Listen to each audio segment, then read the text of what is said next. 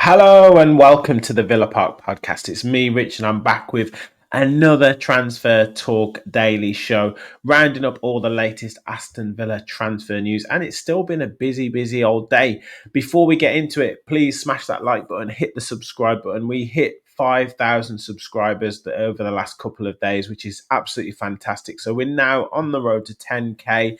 Please do help us get there by hitting the like button, hit the subscribe button, and get your comments in, your thoughts on the latest links in and out from Aston Villa. So first of all, just talking about Jhon Duran. Now, this isn't in the thumbnail, but it's come out today that Borussia Dortmund have put in an inquiry to see whether Aston Villa would be prepared to listen to an offer of 85 million euros. Now, I did say that, no deal was off the table with Aston Villa, and obviously we've got PSR to contend with, FFP to contend with, but also basically, wanting to make profit on deals. And Jhon Duran will, certainly be hot property, not only this January, but also in the summer, and he could well move. Now, £80 million, 85 million euros, whatever we want to say, is a huge deal.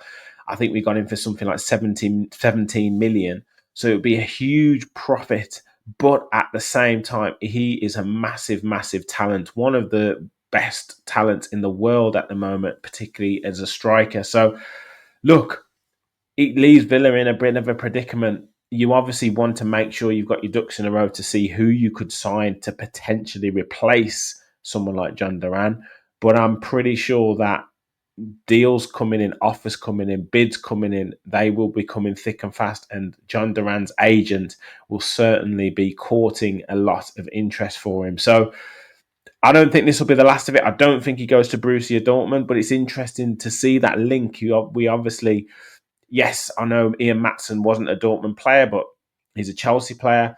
Obviously, we did the deal with Chelsea, but we've spotted players from Dortmund. We're obviously going to hopefully get Daniel Marlon over the line. We've also talked about Bino Gittins. So it's interesting to see Borussia Dortmund coming into a lot of deals with Aston Villa and a lot of conversation, and interesting to see that Jhon Duran was a question that they asked about. So watch this space with Jhon Duran. I don't see it being Dortmund, but he certainly will be looking at probably getting a lot of interest over the next few months for Jhon Duran. But you guys let me know your thoughts in the comments. Would you sell for 85 million euros? Or is he absolutely priceless? Is it 100 million or nothing? You guys let me know your thoughts. We've also pretty much confirmed that Jaden Philogene has gone to Ipswich. It went from sort of Everton being in heavy talks with him. They were very interested in him. It went from sort of 18 million, 20 million, and apparently now 22 million pounds to Ipswich with add-ons as well. So for getting him for kind of 13 million from Hull, obviously there was a buyback in there as well. Hull paid us the 5 million, we paid the 13 million, and now we're selling him for 22 million. So a hell of a profit there for a player who, yes, we probably thought he could make the grade, but he hasn't quite made the grade at Aston Villa, and we probably haven't got the time to put into him in terms of the position that we're in the league at the moment, and with the Champions League and everything else. So yeah, wish him the best at Ipswich, see how well he does, and hopefully he can kind of kick on there. But to get 22 million, obviously PSR, FFP, profit, all that kind of stuff. But I can see now the Marlon deal getting done pretty soon. So yeah, Jaden Philogene, go with our best wishes, and hopefully smash it at Ipswich. And we've got a good price for you, a good fee for you, and yeah, we can kick on and hopefully bring one or two other players in. And it's also looking like Diego Carlos is now in real advanced talks with Fenerbahce, around about £10 million. Again, pretty good deal for us. Pretty good price, but also obviously opens the door for a centre back to come in. And we talked a lot yesterday about Milan Skriniar potentially being offered to us from PSG on loan. So that could be an option, and then look to sign someone in the summer if we can get something done. But 10 million for Diego Carlos, for a player who has played well in certain games when you give him certain tasks, but has never quite hit the heights with Aston Villa. Yes, he's had a lot of injuries and came back really well from injury at times. But again, wish him well. He's been good in certain games for Aston Villa and a key part in certain games. But I think it's time, if we do get a good bid and he goes off to Fenerbahce, I think that's good for us. But yeah, again, let me know your thoughts in the comments on Diego Carlos moving on.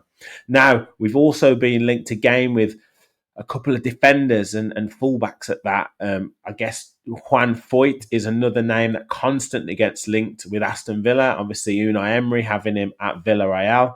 And it seems like he's been around for ages, but I always kind of think he's still very young, but he's actually 26 years of age and is actually coming back from injury at the moment.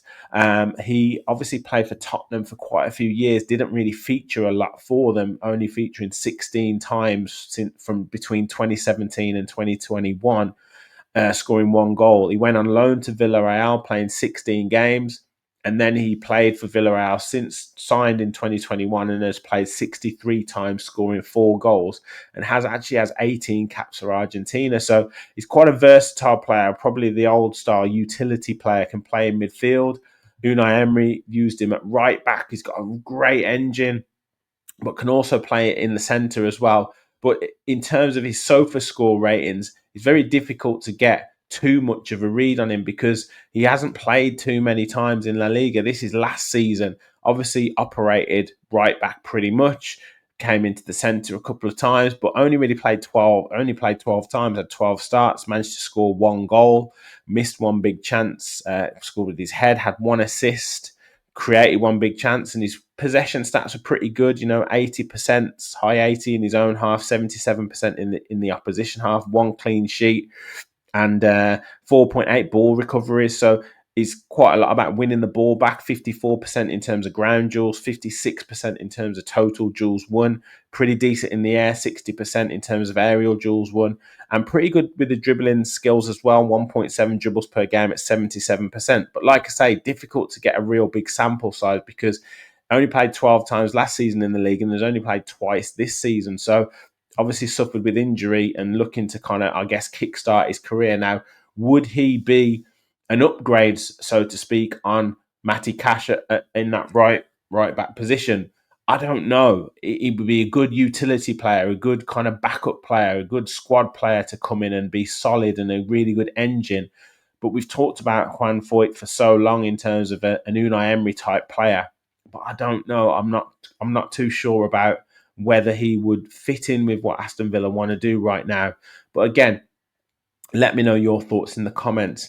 And the second player that we've been linked to is Andre Ratu, Romanian right back, and currently at Rayo Vallecano, and he's played 28 times, scoring 1 goal. Before that, he was at Huesca, where he scored 3 goals in 72 appearances. Also played for Villarreal as well, more the B team and the C team. Before that, didn't make an appearance for the full A team and went on loan to Holland with ADO Den Haag and scored 10 goals as well. Has 27 caps for Romania, scored 1 goal. And I think the key to Ratu's skill set is his pace. I think he's been clocked at something like the 2nd or 3rd fastest in La Liga. So really, really, really good pace going up and down that right-hand side. He's not playing in the best side in La Liga at the moment. So I think he's a player who could make the step up, 26 years of age. As I say, operates up that right channel. Played 15 times this season. Played 16 times this season. Started 15 games. Has, like I said, scored that 1 goal, and with his right foot has 1 assist and has created 4 big chances. But in a poor team in that league, obviously to be able to be one of their key players, to make a step up to an Aston Villa where he would get more possession, more opportunity, more kind of opportunity to hurt teams. And we've talked about how much we need pace on that right-hand side. Yes, we've got Leon Bailey. Matty Cash will run all day for you, but he isn't blessed with the greatest of pace. He's quite quick, but not blessed with the greatest of pace. And if you match that up with Ian Matson, when he kind of, I guess, takes over Luca Dean's position, then we'd have real pace in those flanks if we sign someone like Ratu. 4 big chances created, as I said, 84% accuracy per game, 86% in his own half, 74% in the opposition's half. So pretty good. 72% in terms of chip passes as well. So that's very good as well. 4.6 ball recoveries per game. Doesn't get dribbled past a lot. 59% in terms of successful dribble. So that's really good. And then the 49% in terms of total duels won, ground duels, aerial duels. Obviously doesn't do that too often, but obviously not one of his big strengths. But yeah, in terms of a player, I don't know a huge amount about him, to be fair. So you guys can let me know your thoughts in the comments. But if we're looking for pace, if we're looking for dynamism, then he could be the right type of player for us and gives us a different option to say what Matty Cash would be. So if it was the choice between the two, but off the back of what we looked at there in terms of stats, I'll probably be picking him.